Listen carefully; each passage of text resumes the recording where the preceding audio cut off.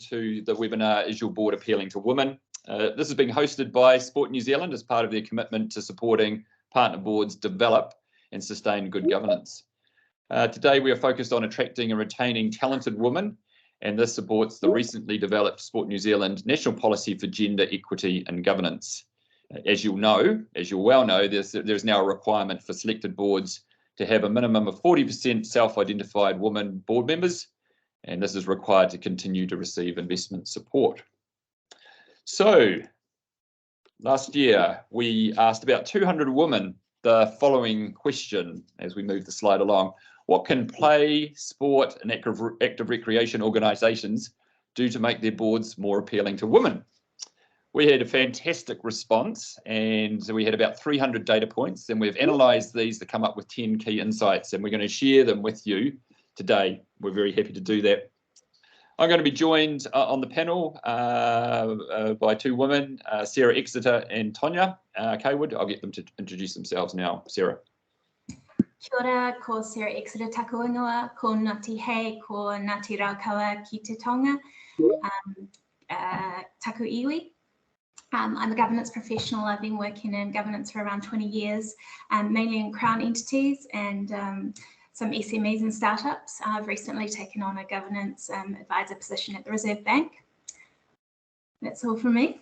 And Sarah, you forgot that you're the most important person. You analysed all the data that we had. I had the pleasure of reading through all the information that came in from the cohort that applied for the role, and it was one of the favourite pieces of work that I did all of last year, just collating this information and coming up with this really good research that we're going to talk to you about today. Kia ora tātou, Tonya Kaywood, and for those who have joined after I blew it for Simon with the introduction. So look, a really passionate New Zealander who has for always been very inspired by and ignited to contribute to sport because it enables our community to be connected. Some pathways for that for me have come from commercial marketing and branding in the earlier days, and in the last 10 to 12 years that's been in governance, with a role of Rowing New Zealand board for 8 years, which I stepped down from, retired from about 2 years ago, and with the Chiefs Rugby Club into about my 5th year. I'm about 3 of those as chair of the board, and now I retain a role as the director in the Chiefs Rugby Club. And I have a hat on as a mum of a daughter who's been through horse riding, cycling and rowing through school, and then into the junior program in high performance and cycling. So a few hats like many of us will have. For those who don't know, my name's Simon Talfaro. I'm the founder of Appoint Better Boards. We established that community of now over 18,000 board members around Aotearoa. We started that in 2012. Sport New Zealand was a key partner for us from day one. And I think we've played a pretty important role in helping to move the number of women on sport board positions up towards that 40% and over 40%, something we're very, very proud of. So let's kick off. Let's go into the insights that we have for you. We are recording this session today. You don't have to worry because obviously you're not going to be visible yourselves, but the panelists know that we're being recorded and it will be available post this session. You'll get an email about that. Insight 1 and 2 was around the pre-recruitment side of the questions that we asked. And the first insight we got was that women said that we want to see more visibility of women in sports governance. Yeah, so I mean, the woman said that they just didn't have strong female role models. They wanted to have, you know, more visibility of women that sat on sports boards, because then they, you know, if you can see it, you can be it. So one of the women said having more women visible on boards as chairs, for example, make it feel like we're not entering a boys' club. Nice, and we'll get those quotes up for you now. Tonya, any from lived experience, any observations around this particular insight? Yeah, I think 2 things for me come to mind is that definitely having the visibility. So it's not just the board doing the work of the visibility, but the entire organisation, and therefore translating anything that we might do in governance and visibility of women in leadership right through the whole organisation. So how do we make those people seen? I think 2 or 3 things. One is that the lever that that Sport New Zealand has encouraged or applied, which I think is fantastic, to get the shift quicker to make people place the appointment of more diverse boards a priority. So that's helping things shift more quickly, but it's up to the sports themselves as well to be able to tell the stories. So if that's on social media, where are the people that you are responsible for taking care of looking? Are they on your social media? Are they on your newsletters? Where are they? And where can you tell the stories of the women in leadership, and in particular from a governance point of view?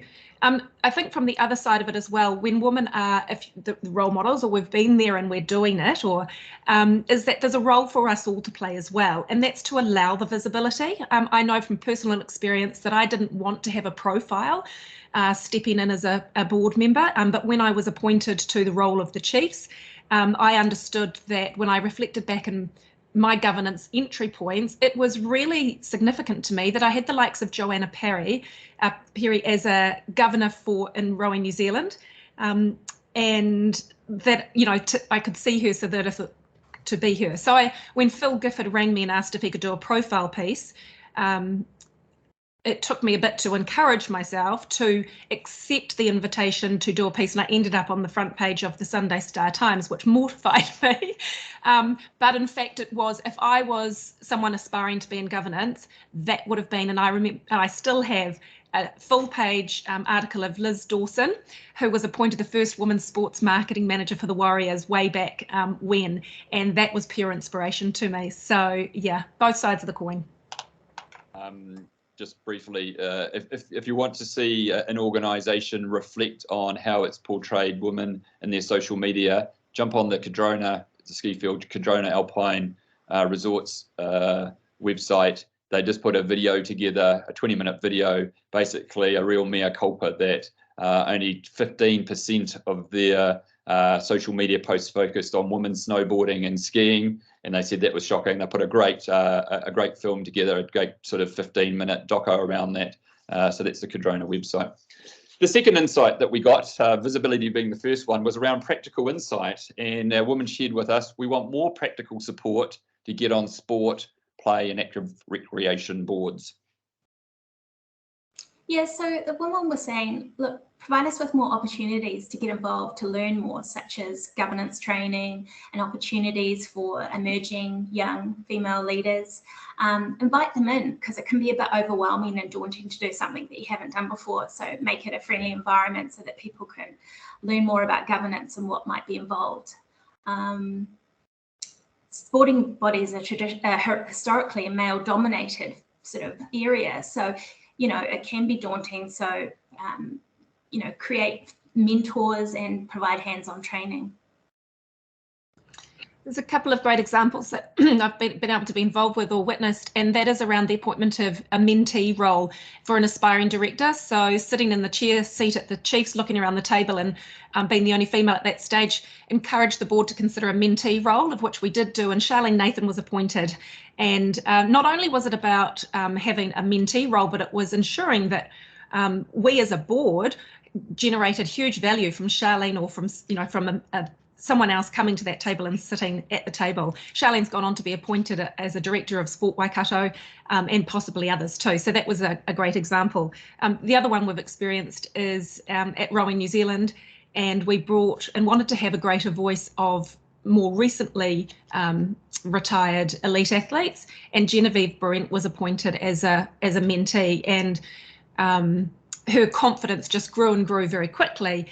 And exactly that about the mentorship. Not only did we invite her and create that position of welcoming for her to be on the board, but actually two of us, and this was the same with Charlene at the Chiefs, two of us mentored to ensure that she felt very comfortable and confident pre-board meeting, during board meeting, and after board meetings as well, to help accelerate that process.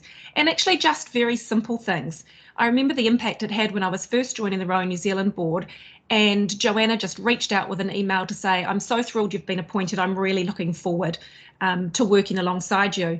And Joanna was a deeply experienced professional director. And to me, that just, you know, said a lot. It doesn't need to be the woman reaching out to make sure that you are invited and feel welcome. I encourage all board members to reach out to, one, to be able to create those mentee opportunities or meeting and mentoring with people at any request, which is really, really helpful. But to reach out, make people really, really welcome. There's a flip side to that in terms of the actual person applying for the role too and wanting more practical support about governance. There's responsibility to be able to go and look for that yourself. It's very easy to find. There are some really superb resources put together by Sport New Zealand to work through the sports governance or governance in sport 101 onwards. And I really encourage people, it's free, it's accessible, and it's really well developed material. So that personal development should also be undertaken. Thanks, Sonia.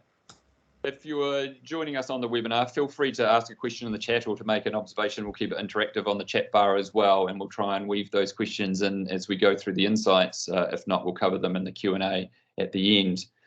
So let's go on to the next 4 insights, which are insights 3 to 6, and they're focusing more on the board appointment process themselves. And insight 3 was shared with us by the 200 women that we did this piece of research with. Applications are more likely if we see there are already women on the board. Yeah, I mean, quite simply, if the board is already diverse, then women are more likely to want to join in. Being the only woman on a board can feel quite lonely and tokenistic. It's always nice to have other women around the table to lean in and provide more diversity around voices.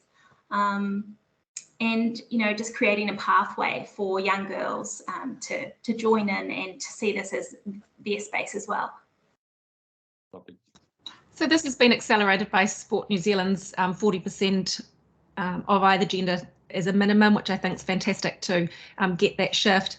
I think also, if you do happen to be the only female, suggest to the board that we pull another chair up, and that can be in as a mentee or an aspiring position, and then there's extra diversity of thought around the table. And of course, here we're focused on the discussion about gender, and we'll come to that later in it about other, all diversities, and find a mentor. So that can often help you. I think as women too, we tend to create, and we have a great ability in very generalistic terms to be able to assume what we think is happening and often overthink things too.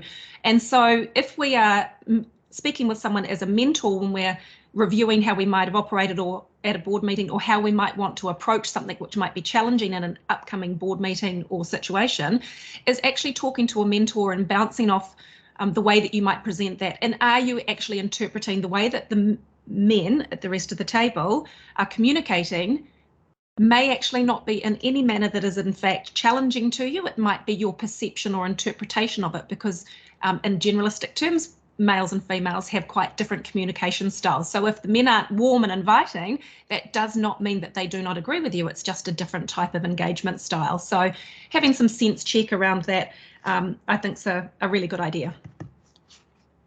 Fourth insight was around recruitment processes, and their research showed that women told us if the advertisement and its language appeals and the recruitment process is clear, we are more likely to apply. Yeah, I mean, quite simply, in this day and age, all appointments for sports boards should be an open and transparent process. The days of shoulder tapping are over. And, just make the recruitment process really clear, demystify the process so that, you can see clearly, what needs to happen. Ensure that the way that you pose and market the board roles is done in a way that's attractive and acceptable to women. Sport can feel like a boys' club, so try and adjust for that in the recruitment process and the appointment process. Yeah, and obviously having reasonably across this, having worked with about 20 or so NSOs and helped them with their board appointment process, I'm also in the school of being reasonably overt about what we're looking for in the diversity. I think it frustrates individuals if that's sort of woven in very obliquely. So sort of things I like putting in that, the organisation is looking for a balanced board, and therefore we encourage more women or more Māori or more Pacifica to apply.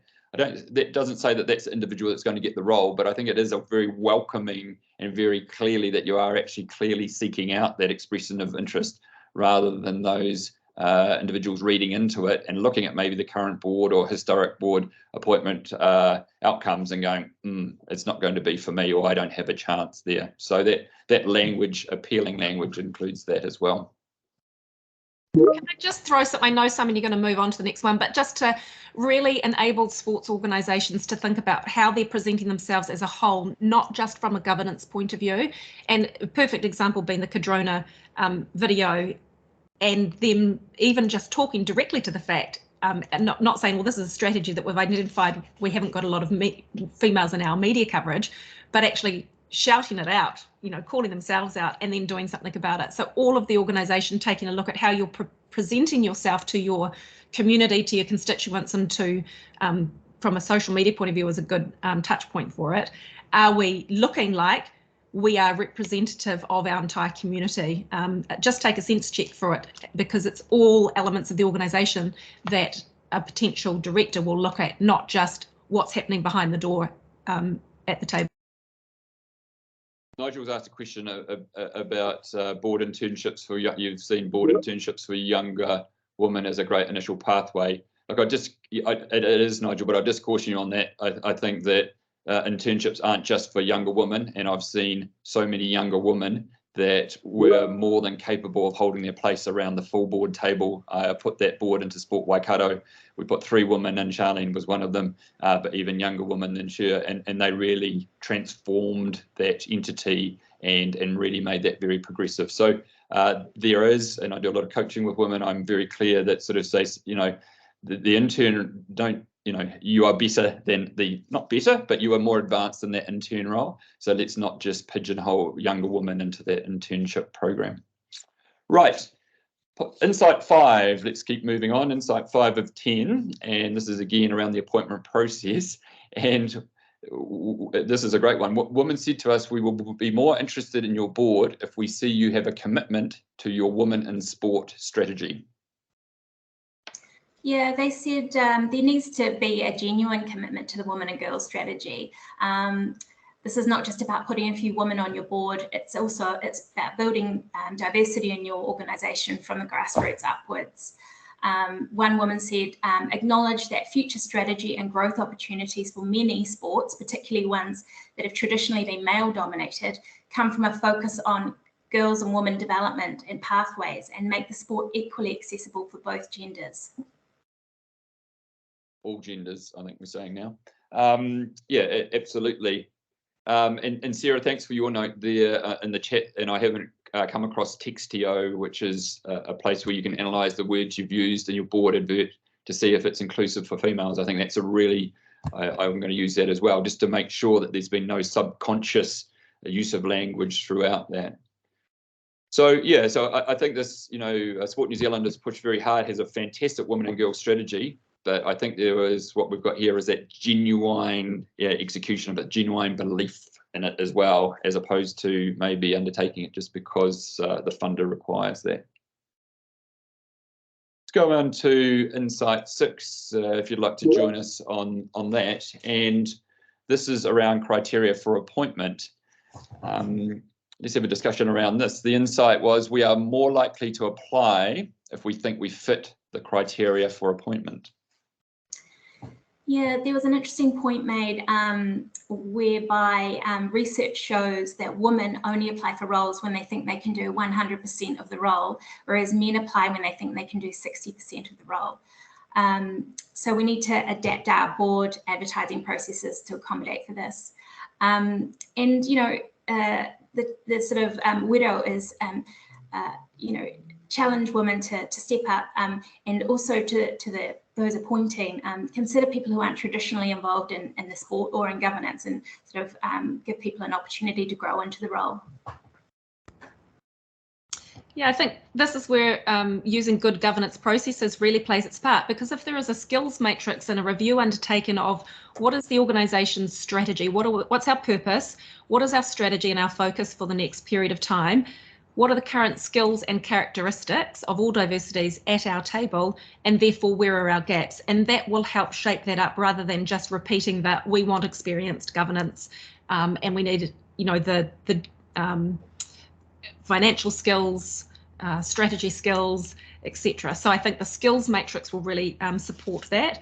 I think there is also the responsibility for women together to be able to encourage each other, or for genders to encourage each other to step up and bolster people's confidence. And it was a phone call that I received from Maria Clark back 12 or so years ago, was the first reason why I really stepped forward to be able to go into governance training. And I went through the Sport New Zealand 101 sports governance program and applied for a scholarship and was successful in that. And that was how my pathway. And it was because Maria phoned me and really encouraged me to do it. Otherwise, I wouldn't have just done that off my back. I would have thought, I need to be more experienced and do more. And who am I to be able to work in from a governance point of view? I haven't been a CEO. I'm not a retired CEO. So that was my thought processes 10 to 12 years ago. So I've been really active to help anyone from a governance point of view to understand what the true role of governance is, and to go and do some training and some understanding, but also for the board to do a really good job around its processes, which is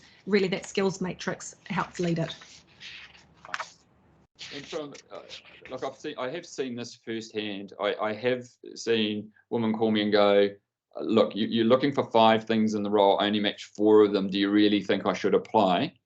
And then I have men that contact me and say, look, I don't meet any of those criteria, but I've got these 5 over here and I'm going to apply. So it does actually play out. And I think just when putting a brief together or an advertisement together, using language like, you know, between the appointees, or sort of in general, we are looking for, or it would be great to have these sorts of skills or experience or knowledge of ways or thinking around the board table following this process. Effectively, not you're sort of saying we are looking for 1, 2, 3, 4.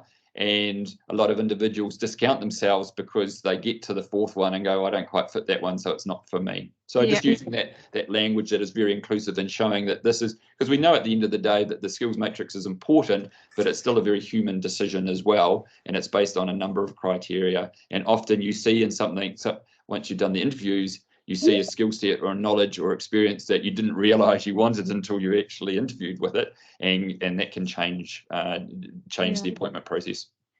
I really agree with that, Simon. In writing, you take in from a personal point of view, writing or going through correct process, and analyze the skills matrix and write and do your best effort at writing the advertisement, is that you've actually written down potentially a yellow unicorn that you'd like to find, and so can really reiterate then, having sat in interview processes or supported other boards sitting on selection panels, is that to really making sure that we're looking at the board as a whole constantly, as opposed to a deep functional skill set when we come to that one of many. If we think of the board as, you know, a whole of one, whereas if we were looking for a financial controller or a CEO, we're looking for a one of one. So yeah, that just really reminded me to keep broad. We've gone through 6 insights. We have 4 to go, and I just want to share, just have a temporary segue into the next slide here, is that part of a Point's partnership with Sport New Zealand a couple of years ago, or about a year ago, was to build up the Women in Sports Governance Group. And this is where we actually got our research from. So we now have about 220 women that are actively looking for roles within sports organisations and play and active recreation and play organisations.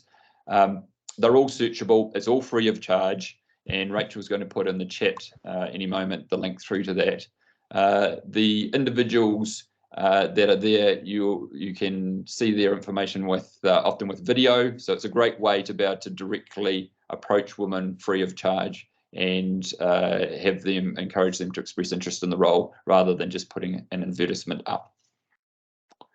Okay, there will be a second slide that'll just come on there now that'll show what I was talking about, and then that's the with the videos for Prabha Ravi. Is a very capable female governance, sports governance board member as well.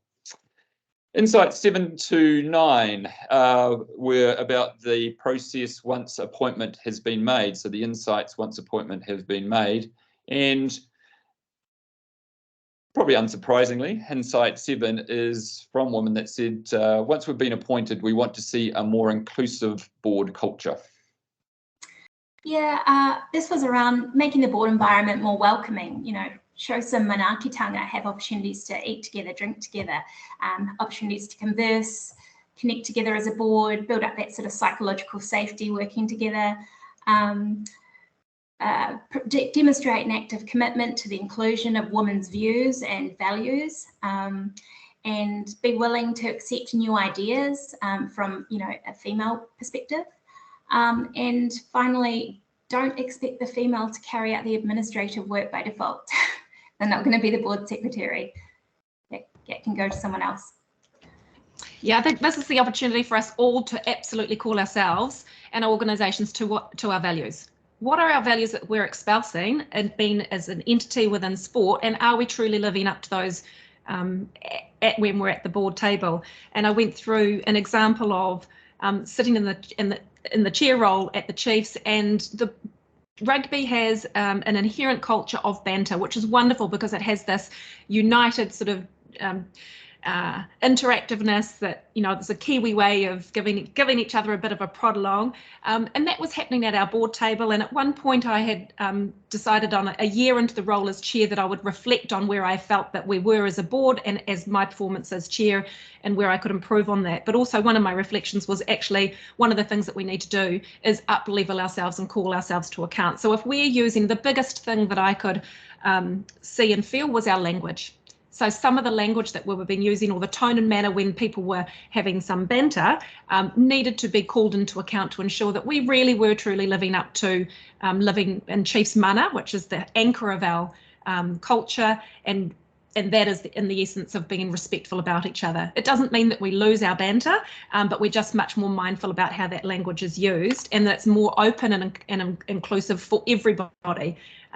Not just historically a tight-knit group.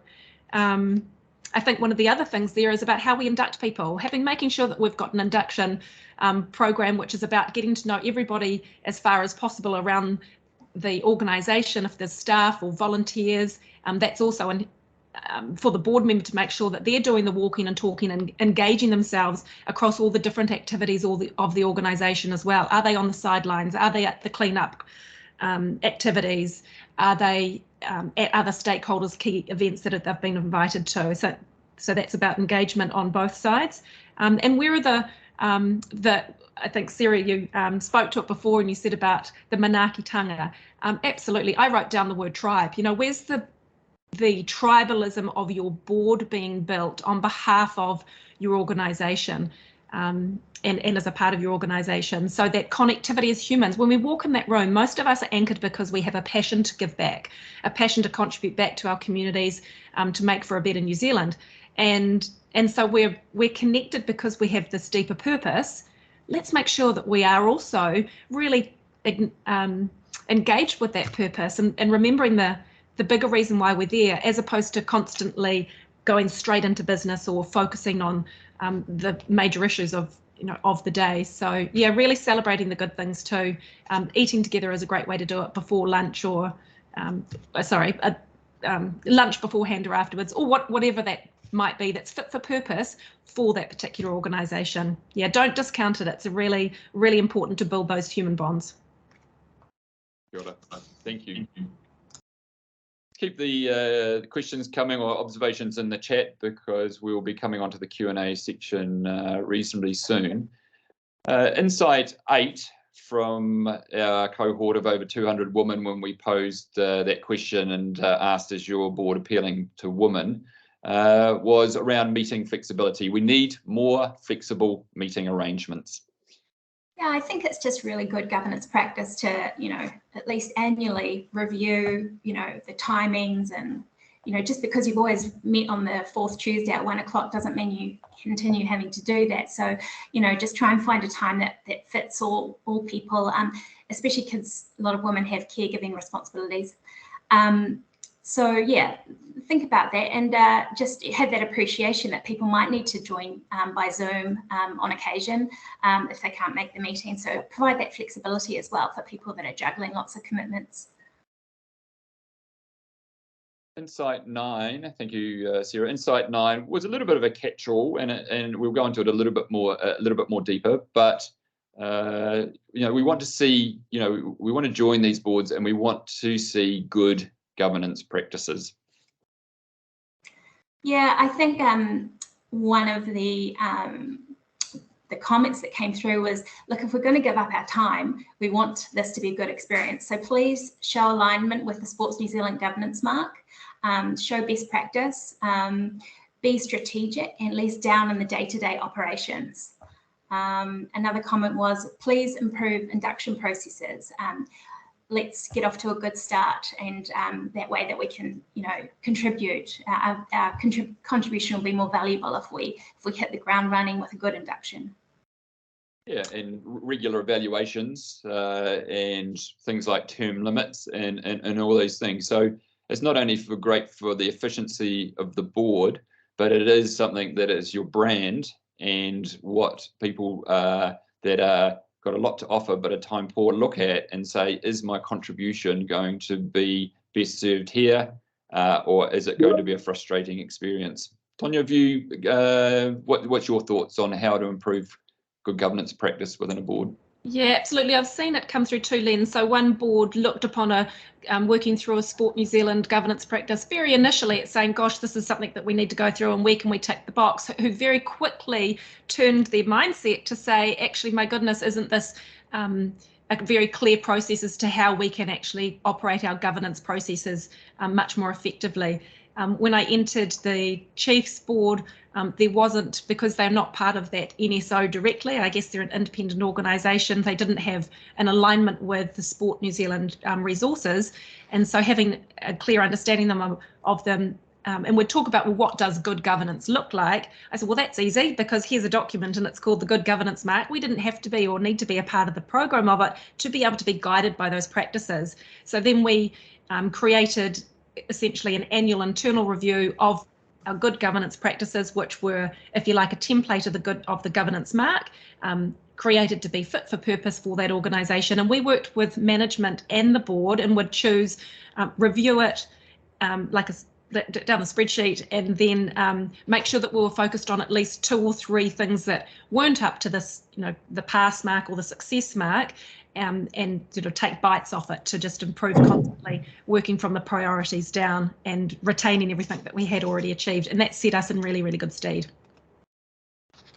Thanks to Sarah Beeman, who's done a lot of work with New Zealand Cricket, for putting in the chat there just some more resources that Cricket New Zealand is sort of open source to help you if you're wanting to take your governance practices a little bit further. So thank you for that. And obviously Sport New Zealand has done an awful amount of work within the governance mark and within the 9 steps. So it's no excuse not to say, I don't know how to do this, or I don't know where to find information about doing this. It's more about the will of the board.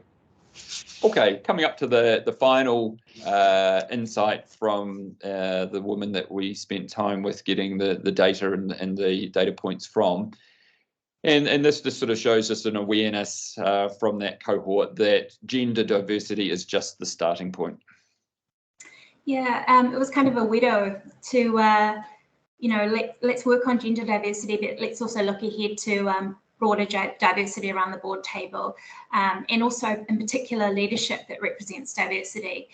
Let's get more women and other diversity into the leadership roles in our sporting organisations, and show that you're interested and committed to diversity as a whole organisation. And that's something that I won't speak on behalf of Sport New Zealand, but having worked very closely with them on this gender project over the last few years, I know that there is conversations being had there as to how to broaden this out. So I think this has shown that it can be successful. We can move both the culture and the expectation in this area on gender, and how we're going to roll that out a little more broadly. And Julie Hood might like to jump in after when we get to the Q&A and talk about that. So those were the 10 insights. I'll just move on to the next slide, just so that if you want to take a screenshot of that or photograph of or take a picture of that, just to sort of remind you of what we've talked through there. and hopefully there's been some tangible points that are raised and some insights that have either resonated with you or challenged you to think a little bit more deeply about your organisation or about your board. We are going to go into a Q&A session now. The next slide will just share with you. This is sort of a two-part webinar series. This was focused very much on women and how to make your board more appealing to women. Next Monday, Julie and myself are going to have a webinar around how to appoint exceptional board members. So it's a little bit broader and it goes a little bit deeper into the recruitment process and is a little bit broader than just the female aspect of recruitment. And that's the link for that. If you'd like to join us for another lunchtime webinar, the link is in the chat too. So the floor is sort of yours now to ask some questions, and I'll continue going through some that have already been shared. And Michelle, you asked a question, I think it was Michelle, around where we are with getting greater number of women on boards through the election process. And that's a really good point, because when I'm engaged, it is typically the appointed process, and you have a little bit more influence over that. Depending on the constitution of the organisation, it can turn into a little bit of a crapshoot as to who obviously ends up getting appointed. Julie, are you able to unmute yourself and maybe share any insights from Sport New Zealand around the elected process and more women? Sorry, that was Angela that suggested that question. Sorry, Angela McLeod, thank you. Yes, and it is, as you say, it's a thorny question really, because my view is that this is when the board has to step up. My personal view is that they attempt to run the same process as you would run for an appointed member. So the advert goes out, there's a demonstration that the board has thought about the skills required in the context of the strategy and the gaps around the board table, and goes looking specifically for those skill sets rather than it's my turn or I've got a passion about X, Y, Z. Some boards have gone even further and updated their constitutions to allow the appointed and the elected member process to go through the same independent board appointments panel, which we would consider really good practice. The AGM still has to sign off on the appointee or appointees, but at least then there's a degree of external rigour, and we would really encourage, with my Sport New Zealand hat on, encourage all organisations as part of the Incorporated Societies Act changes to go looking at your constitution and make some further amendments to the recruitment processes and an independent panel. Our current template for constitutions has got that. It was most recently updated with Simon's input and also our legal advisors, but do whatever you can to run the same quality process. And that's how you educate everybody in your organisation about what good governance looks like and why it's important. Thank you, Julie, and hopefully, Angela, I see you've opened a follow-on question there around what if your constitution has board members being appointed purely by the elected process. You might like to look at some constitutional change for that. In the long term, it doesn't solve your immediate problem.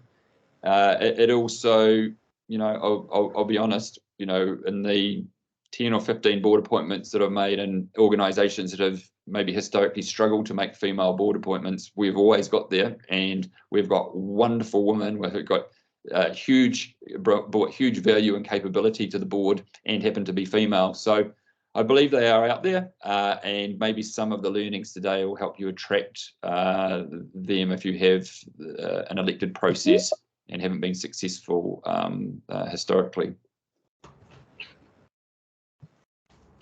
We'll just wait for any other questions to come through, but we won't keep anyone. If there is, you're welcome in the chat to pose any questions. Simon, there's a related thought, if I to be able to drop in. So there's an often, and I've received it a number of times or heard it, and we've all heard it around, but we're going to appoint the. And I think this has become a colloquial saying as opposed to what people are actually responsible for doing, and it's a bit of an out for those people that might be sitting there not wanting to look more objectively at the situation and change. And I think if we ask a better question, there's potential to having a far better outcome, which is, and the better question was, we've got to make the best appointment for this organisation to deliver on our purpose. And if our purpose is clear, it's about serving our constituents to create a beneficial outcome for those constituents in our wider community that we're serving, then what is the strategy to do that? And then what is the sum of all of the elements of the skill sets and the characteristics of our governors who are sitting at that table to be able to contribute to achieve on that purpose, as opposed to the thought processes, the best person for the job. Best is actually really subjective unless we've got a criteria. Well, the criteria is, what is the strategy? And it's not appointing a board as appointing one limb of an octopus, if you like, of one whole being, as opposed to someone that needs to be deeply skillful in one functional area. Every board member should have a bandwidth of a number of skill sets that they bring, which includes the diversity of their experiences, their thinking and their approach, as well as their personal characteristics of whether it be gender, sexuality, of their ethnicity, and all the abilities and whatever it might be. So I think if we can be really mindful of the way that language that perhaps we just haven't thought about enough really shapes our thinking and therefore channels our behaviour. Ask a better question. Let's make the best appointment to deliver on our purpose, as opposed to let's appoint the best person for the job. Simon, do you want to talk a little bit about something you and I have chatted about, which is often it comes across in many organisations, particularly larger ones, that every single person around the board table needs commercial experience? Yeah, and sometimes in sporting organisations, every person around the board needs to have, you know, a deep passion for the sport. And I think it's just around, and this is difficult when it's the elected process, because especially if they're elected from just a regional point of view or whatever, no one's looking at the whole. So it is, you know, Judy's a couple of things there. You really have to look at the collective. You have to look at the collective and how this person fits into the collective. And that doesn't mean everyone needs oodles of governance experience, oodles of commercial experience. They need to have an affinity to the sport, because the first question I say is, why are you interested in this role? And they've got to have something. Now, that doesn't mean to say that, you know, I've represented New Zealand, or my uncle did, or my, you know, my auntie did, but it's got to be some reason for having affinity. But we don't need to load it. Collectively, we might need to, amongst the 6, 7 or 8, have commercial experience, but that doesn't mean everyone needs it. Okay, so I've just got some more questions if you'd like to stick around for this. And Sarah asks, do you have any thoughts on what skills or support chairs can access to help them better facilitate a board which has greater diversity? It can mean more different opinions, which can be different for chairs to manage. I think that might be difficult for chairs to manage when they've been used to homogeneous boards. Yeah, that's an interesting one, Sarah. I do think that's changing. I'm doing work with both Sport Tasman and Swimming New Zealand at the moment, and I really do get a genuine, those chairs do want genuine diversity around the board table, because they truly believe it results in better decision making, makes it more interesting, yes, and more reflective of the community that they're serving. So Tonya or Sarah, do you have any other views as to, you know, that conundrum between, we want some diverse thinking, but not if it's that diverse? Look, I think that as a chair, you are responsible and the steward of being able to organise the thoughts and the discussions of the people that are at the table in order to achieve our purpose. How do we do that? Is that we've then identified what our outcomes are and the key focus areas. So everything should be therefore channeled around our strategy in order to deliver on our purpose. If we're anchored in our values and we're strong and keep those present about the way that what are we like when we're at our best for this organisation, so keep our conversation and the living of our values, then we should be having robust conversations at every single board meeting. If you've got a homogenous board and you're not having those conversations at every board meeting, then you haven't got an effective board. So I think chairs can upskill themselves if they feel that they don't have the capability to cope with the range of maybe they're more deeply passionate views or emotive, but that's on everybody to be called to account, usually through the chair, but anyone from the table can do it. are we living to our values, which usually include behaviours around being respectful or, listening to others? Just call it out. You can be at the table and say, hey, I think that we're getting run away with this and we're not allowing voice for everybody.